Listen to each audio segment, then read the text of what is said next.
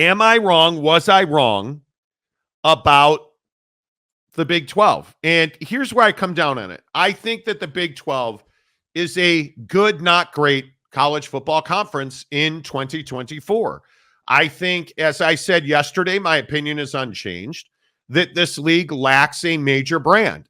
I think, yesterday when we were talking about the Big 12, I think my point that this has been a bad football season for the Big 12 is spot on. Now, I say it's been a bad season because you have Utah, Oak State, TCU, Texas Tech, all disappointing. Baylor is still bad, all disappointing. Does that mean that K-State, BYU, Iowa State, does that mean what they've done is not impressive and is not significant? Certainly not. But when we talk about where the Big 12 is as a conference, I will stand my ground. I'll stand on business, and I will say I don't see a path to get two teams in to the college football playoff. I think, number one, folks, it is October 22nd. We have 6 weeks to go in this season where we're just now halfway through the season. And I think if you look at what's left ahead for Iowa State, for K-State, mainly they have each other left on the schedule. You look at BYU with so many difficult games ahead. I do not believe that there will be, at the end of this season, an undefeated team in the Big 12. And Jake, I think that spells the end of any hopes to get two teams into the college football playoff for the Big 12. Certainly, and I think the reaction to, these comments yesterday in our comments section, like all the negativity, all the people saying, oh, well, you guys just hate BYU, you hate the Big 12, like the list goes on. But the reality of the situation is that Big 12 fan is incredibly emotional about the state of their conference right now, as they should be for the things he just said. Right? Like when you look at the Big 12, there's obviously a lot of storylines, a lot of teams that maybe are not performing to the standard that most people would have thought they would have been performing to this point in the season. And then you've got clubs like BYU and Iowa State who maybe weren't chosen to be the front runners in the league that are having awesome seasons and are far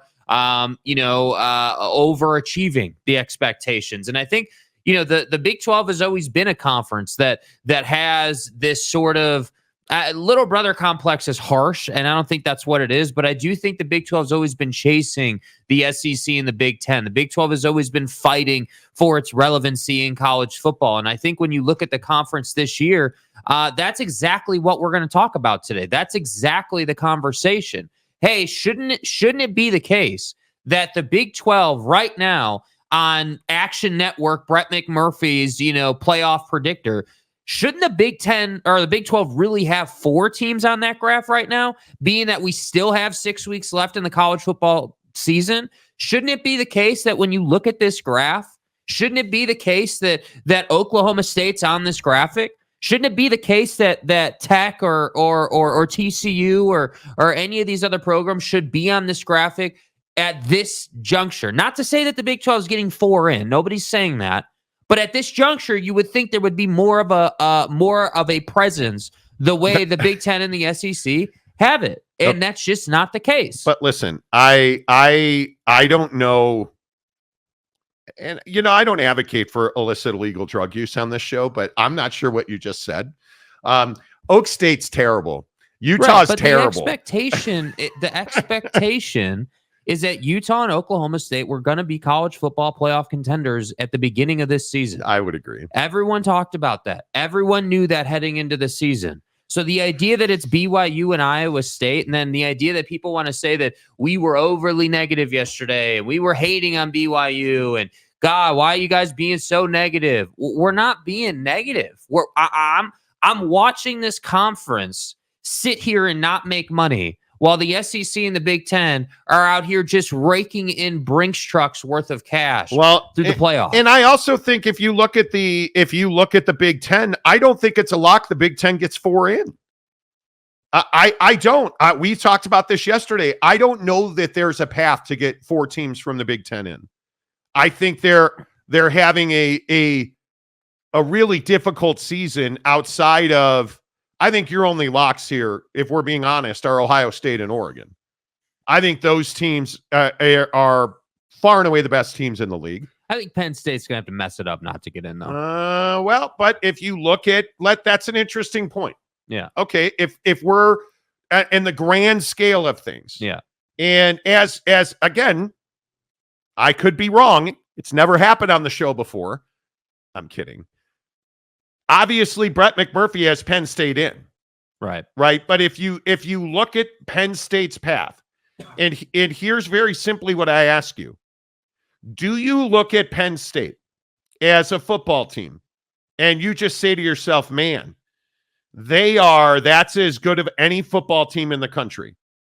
Well, how do you say that when they're not even top 5 in offense? That they've scored 81 points and the rest of, I don't know, Ohio State, who's not had a great offensive season so far, is at 104. Hell, Wisco's at 138. And I would remind you, they still have Ohio State. They have to, in my opinion, win, obviously, this weekend at Wisconsin.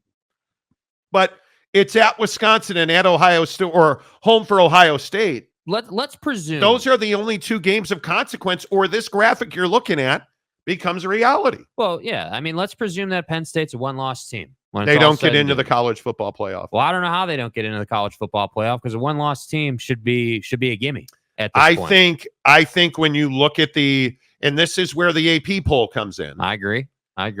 How is LSU 8th? Am I the only one who does? I don't see the 8th best team in the country when I look at LSU. Mm-hmm. I think that Iowa State's better than LSU. I think that when I look at, is Alabama really the 15th best team in the country? I think they're a top 10 team, but I think the problem is, and you guys, if you watch, ESPN or any of the, if you just pay attention to the talking head shows, not to say you got to invest in them, but just what are they talking about? They're all talking about, hey, Alabama doesn't present right now as a college football playoff What does team. Alabama have to do to get in? That's the question. Yeah. If you flip on ESPN, you flip on Sirius, you flip on, nobody flips on Fox for sports talk, but if you make that mistake, because it's garbage, what does Alabama have to do to get in? Whereas K-State is 16th in the country. Mm-hmm. And who is their loss to? 11th ranked BYU, an undefeated BYU team. Yeah, see, like BYU is a team that it surprises me they're still on the outside of the top 10. Like, you're undefeated, you've got one of the best strength of schedules in the country, if not the best strength of schedule in the country. And it's purely, and again, this is, to me, in my opinion, the hypocrisy of our comment section yesterday. You guys want to tell us that we're overly negative. The AP polls got you outside of the top 10, and I think you're firmly inside the top 10 based on your record, based on how you've played. But like, can Jake Retzloff complete 65% of his passes? Because that is the number it will take. I don't know how many people realize this. He's under, for the season, Jake Retzloff is completing less than 60% of his passes. How many people nationally even know who Jake Retzloff is? Not many. How many soccer writers that vote in the AP football poll know who Jake Retzloff is? Yeah. If you did, you probably wouldn't have BYU at 11. Yeah. You probably wouldn't have K-State at 16. Yeah. You probably would have K-State ahead of Alabama. Because I would. If I had an AP vote, I would have them ahead of Alabama. But then again, they're a one-loss team. But if they're a one-loss team, why aren't they ranked right behind Georgia? Because Georgia's elite. Yeah, and we have the ability to separate classes. But Big 12 fan yesterday, I cannot tell you how many K-State fans were in the comments section yesterday ripping me because I still do not believe in Avery Johnson and that offense to be able to throw them to a victory. Because as we get closer and closer, and we edge closer and closer to November, and we edge closer and closer to bigger games of more consequence against better defenses, the truth is going to come out. And I'm probably going to be wrong. Mm-hmm. I'm probably going to be wrong. But when I look at the hierarchy in the Big 12, I see one team, the conference champion, getting in. Yeah, and I just think that you've got this 3-team dynamic in the Big 12 between BYU, Iowa State, and K-State. And obviously, yes, one of BYU or Iowa State's going to pick up a loss somewhere along the line. It's inevitable with the Big 12 championship game. But I look at and this is where I think your point about being able to separate classes comes out. yeah, Iowa State's the best team in this league. yeah. And I admit I probably watch far too much Big 12 football. Freely admit that. Freely admit I spend way too much time last night on YouTube. Like, I'm literally watching Iowa State defensive highlights, nodding off on the couch. And by the way, Brett That's McMurphy, my life. Brett McMurphy agrees with you on this particular point. Brett McMurphy has Iowa State with a bye. So he's saying that based on his graphic that he put out yesterday, he believes it's Iowa State, then BYU. And why do a lot of people have Iowa State having a really strong month of November? Because they're on bye this week. And then look at the way that their schedule sets up going into that last 2 weeks. Right. Bye week this week, Texas Tech at Kansas. And, so their next 3 weeks. Yeah. Because of how bad. And again, Texas Tech fan, I love you guys. I hear you guys. I read your comments in the comments section yesterday. You're upset that I do not believe that Texas Tech can fix their defense this year. I don't think it's possible. That defense is not good at all. And I understand. I think it was Christopher. I can't remember who was saying that, well, we're starting freshmen and we have all these injuries. I understand. Yeah. It's not why your defense is bad. It just is bad. Your defense is bad. It's the Utah. It's not why your offense is bad. What did I say last week after Arizona State? Cam Rising is not, there's nothing to talk about anymore. You're starting a true freshman. It is what it is. I don't care why your offense is bad. It's bad. I don't care why the Texas Tech defense is bad. It's bad. Right. So I'm not going to, like, so many people are, we're going to be in that game. Okay, if you're in the game in Ames, I don't doubt that you can compete with any team. That Texas Tech can compete with any team they play. Here's the problem. You're not going to be able to score on that defense because they, in my opinion, do two things really well. And this is what I was looking at last night. They are so sound at Iowa State in gap scheme on defense. Right. They don't overrun the gap.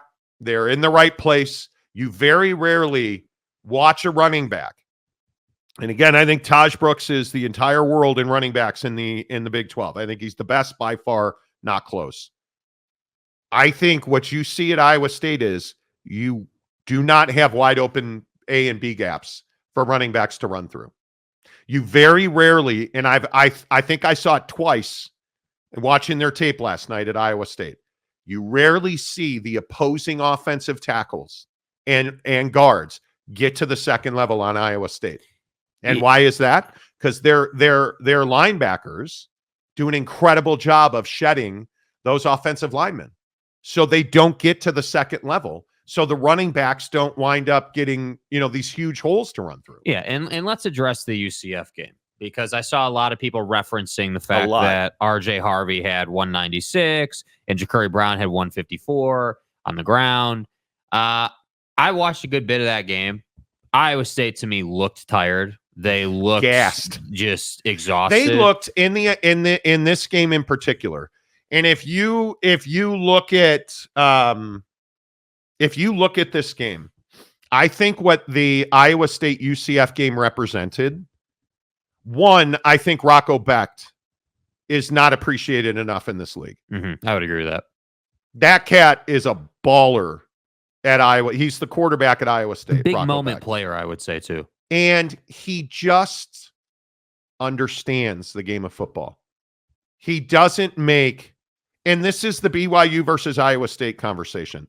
Iowa State's never putting Rocco Becht to throw some crazy-ass wild interception at the end of the first half and then put him at risk of injury making a tackle. Iowa State's never doing that. This was probably the hottest button issue yesterday on the show.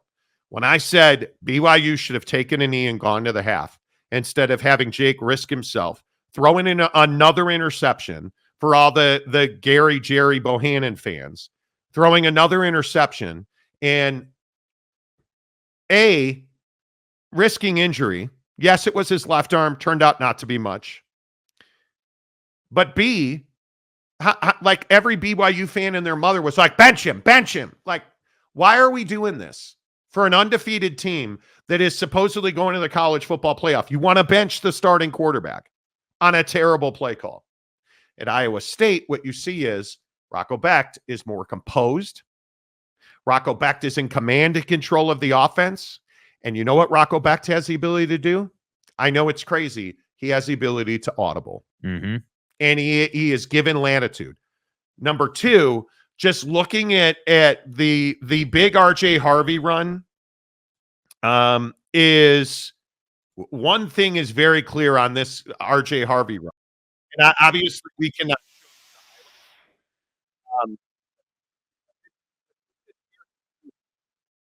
Is Iowa State was not ready for that play call on defense. It does not mean that they were completely out of position. But if you look at the RJ Harvey run, he just runs off tackle left. Yeah. It wasn't like there was some breakdown, that there was a lack of integrity on the play. It quite literally is just an off tackle left. And Iowa State looked like they were all flowing to the right side of the line. And again, I also think that so Iowa State hater is going to say, oh well, they can't possibly have one of the best defenses because UCF ran all over them. I don't disagree. UCF ran all over you, but that's UCF's primary offensive outlet. That's what they have to do to be in games. And you notice that again, talking about Rocco Becht, like you still came back and won the game. You still were able to get the victory. And I think that a lot of people want to discount that. And I agree. The second quarter going to the half, UCF dominated Iowa State. There's no question about that. And RJ Harvey's a dog, dude. Yeah. Like we've talked about this on the show. That's a Sunday football player, bro. That is a Sunday football show. Yeah. But anyway, you're going to have one of those games a year. How often do you see that happen to Iowa State? You almost never see that happen. My point is, in all of this, Iowa State's the best team in this league. They consistently have their guys in the right place defensively, and I think defense is going to win this league. That's my opinion. Yeah. I think they consistently have their guys in the right place. They have a quarterback who doesn't make lethal mistakes, and their coaches put their players in really good positions. I think at BYU, and yes, I understand BYU fan. You're pissed off. I'm critical of A-Rod. I think he routinely puts guys in the wrong spot. He does not say, okay, we've got 6 seconds left in the half or 10 seconds, whatever it was. I don't remember how much time was on the clock. I'm going to take a knee and I'm going to go to the half with some composure here. Instead of throwing a wild interception that was really about 4 yards from going for a touchdown. Yeah. I don't know how many people have gone back and watched that play. I've watched it repeatedly. That play was really close to going back. And again, you're not going to tell Jake Retzloff not to try and make the tackle. If Jake Retzloff throws an interception and there's a run back, he's going to try and make the tackle. But I'm never putting him in that position. Yeah. Not at the end of the half. Not when I felt like Oklahoma State was the better team in the first half, had a lot of momentum, and they were getting the ball. I'm taking a knee and I'm going to the half. And why am I doing that? Because I'm relying on my defense, who I think is good. And in the second half, the script got flipped later in this game. How? One, BYU hit Ollie Gordon repeatedly, and he was in and out of the game. And when he was in the game, Casey Dunn chose not to give him the ball repeatedly. You're leaning on a true freshman who missed. Here's the other thing that BYU fan better understand. Oak State ran a true freshman at running back. His first carries of his career, he missed 2 cuts that probably would have gone to the house. If that's Ollie Gordon, who I understand was banged up and injured, totally get it. A true freshman made significant errors in the run game for Oak State, or those 2 plays probably go to the house. And really, it would have been 1 play because the 2 major misses where he missed an open cutback. Because I'll give Oak State credit. Oak State's offensive line was really good in long stretches in the second half. I was quite surprised how much cutback lane and how much room Oak State's running backs had. and they were clean. And if he puts his right foot in the ground in that, BYU loses that game. But they didn't lose that game because a true freshman was at running back for Oak State. And Jake Retzloff made plays. And Alan Bowman did not. Alan Bowman's not a good quarterback. But yeah, I mean, I think that you know, BYU fan takes it personally, and I understand, man. I understand. You're 7-0. You want us to say that, oh, you're having a hell of a year. You're going to go undefeated, and you're going to go to the playoff. And I understand that. Hear me. Yep. I feel you. I get that. And you are undefeated on October 22nd. So I get it. As Iowa State won that game, you beat Oak State. And I think BYU, if I'm telling the truth, I feel like BYU played down to Oak State. Oh, I would agree with that. I was surprised. You know, I have to say, not even really a criticism of Jay Hill in the defense, but just more like a little bit surprised that you weren't loading up the box consistently. I don't know why you weren't just putting one single high safety, 8 guys in the box, man across the board, because it wasn't like they were running out, you know, like bunches and crazy wide receiver formation at you. I mean, they were, you know, I don't know. I just, the whole Oak State experience in Provo this past week, I don't feel like BYU executed the game plan preparation to the highest level. I'm not trying to be an a-hole. The halfback option interception. Yeah, that's just you trying to be cute. That wasn't a smart choice. Make it make sense. Because this was also, if you go back and look at our comments, people are saying I'm too critical of that halfback option call, that trick plays are a routine part of Kalani Sitake football. I don't disagree with that. But I thought your point yesterday was really spot on. Parker Kingston should have been throwing that ball. Yeah. Or somebody that you put it in a big player's hands. Put it in a, you know, give me a jet sweep to Darius Laster, who then, okay, I'm good with that. But to have Rapati, and the throw was terrible. Well, and I just think leading up to this game, like if you've watched BYU football, you know that they've run those kind of plays, those trick plays, those unique plays with Parker throwing the ball, and he's shown you he can do that. Exactly. He's shown you he can do that. And so, you know, you're in a close game, and I just felt like you took a risk you didn't necessarily need to take, in the sense of having Rapati throw it instead of Parker Kingston throw it. And again, for all of you who don't know, I just always like to point this out. Parker Kingston played quarterback in high school. Yes. That's why he throws the ball so well. And to Thomas Reed's point, I understand we're an SEC show. I get it, right? Stay hard. I totally get it. I don't give a piss about nothing but the Tide, baby. Roll Tide. I get it. Anyway, but this is an amazing comment, and I appreciate it, Thomas. But, well done. But my point in all of this is, when we talk about things like the Big 12, yes, I tend to be the guy that focuses on weaknesses instead of strengths. That's how I always believe that in sports, you have to focus on what your biggest weakness is. Yeah. In my opinion, I look at Iowa State. I think their biggest weakness is at times they lack explosiveness. I think that's their biggest weakness. I think at BYU, Aaron Roderick and bad play calling is their single biggest weakness, in my opinion. I've watched, and I know you guys don't give a rat's ass about this, I've watched every BYU play multiple times.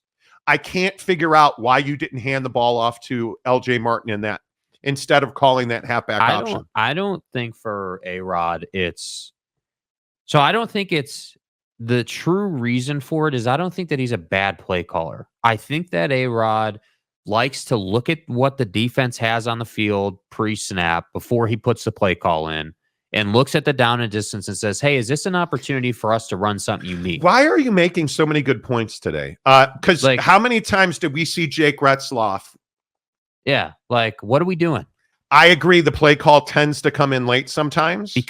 And the reason for that, again, not criticizing, don't come up and yell at me, BYU fan.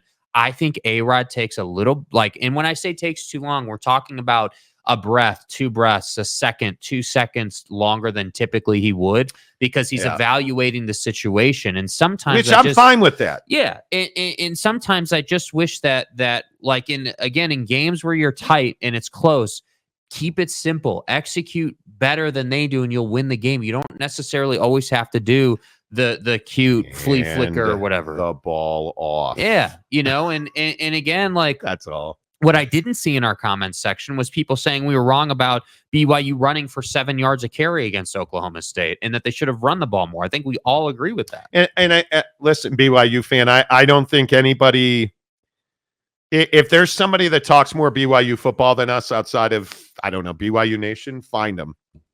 I think we have been pretty accurate. I think we have been pretty fair. Yeah. I think, and I get it, that there's a lot of fans that want us to only say nice things about their teams.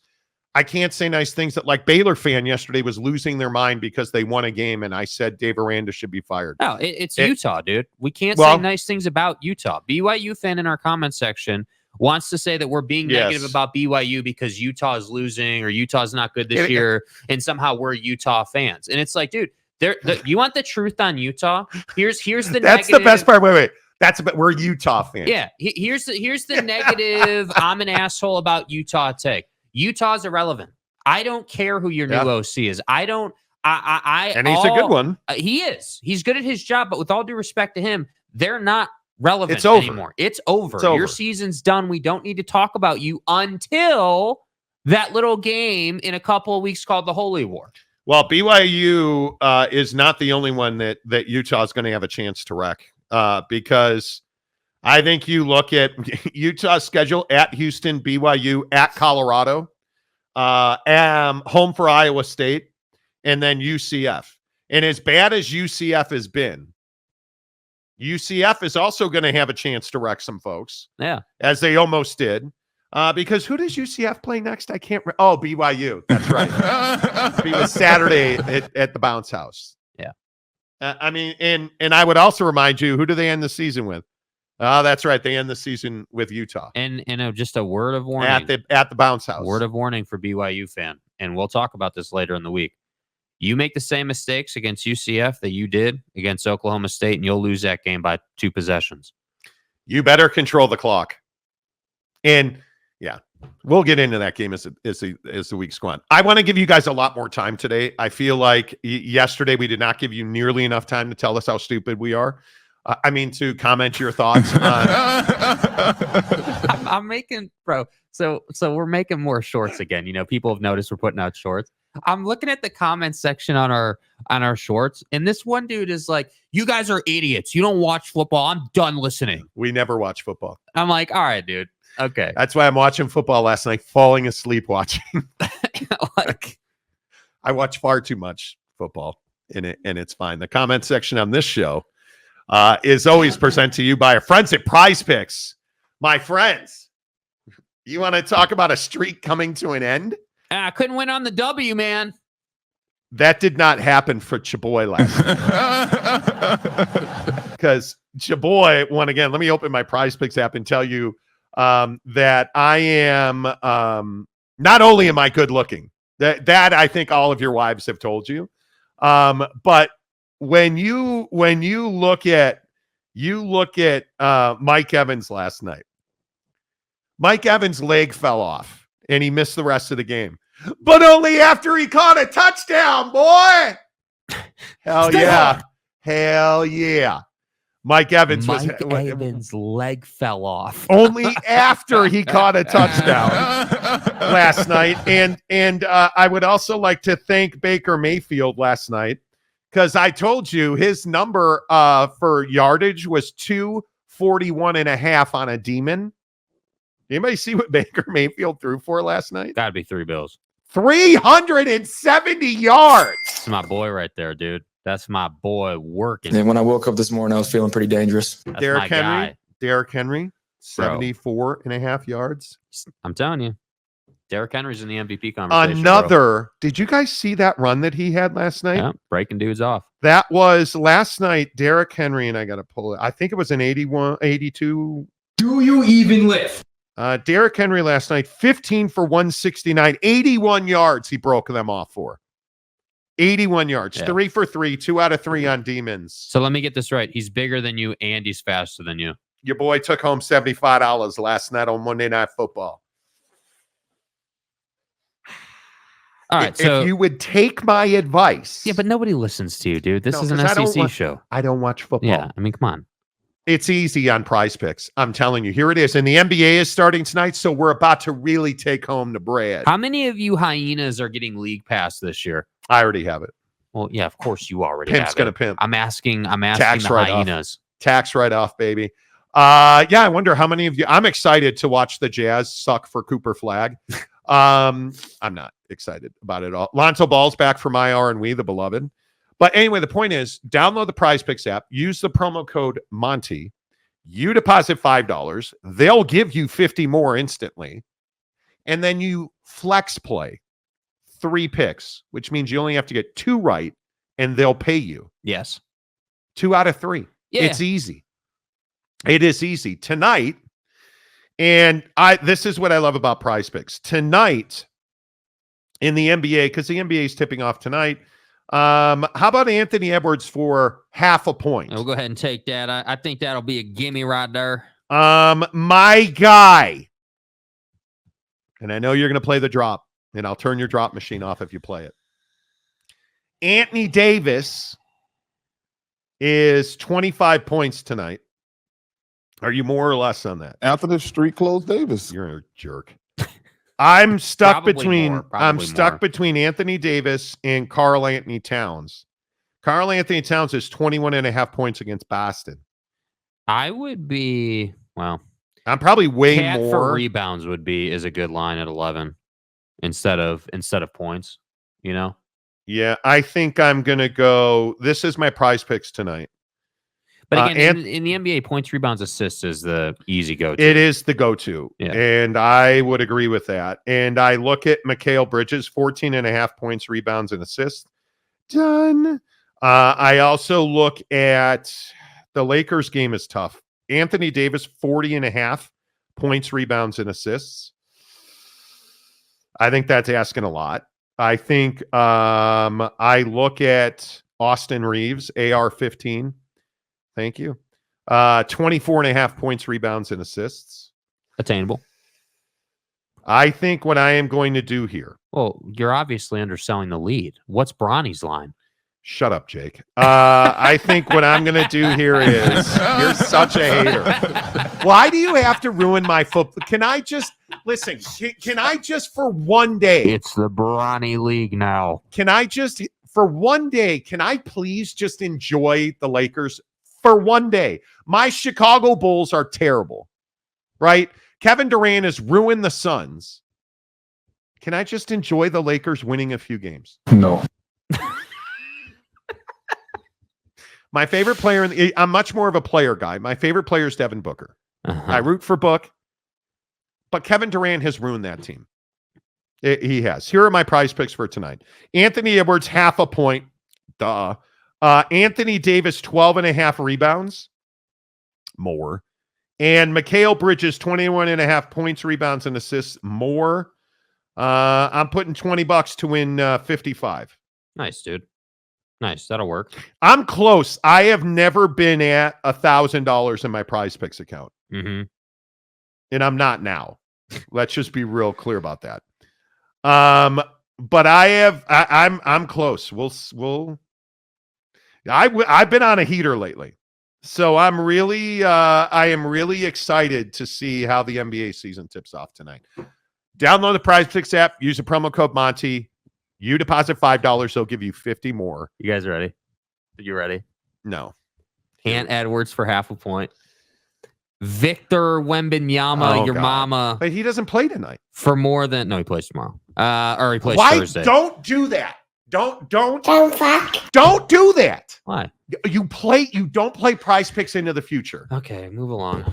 You play Move Prize on. Picks on that day. Move along. It is sacrilege.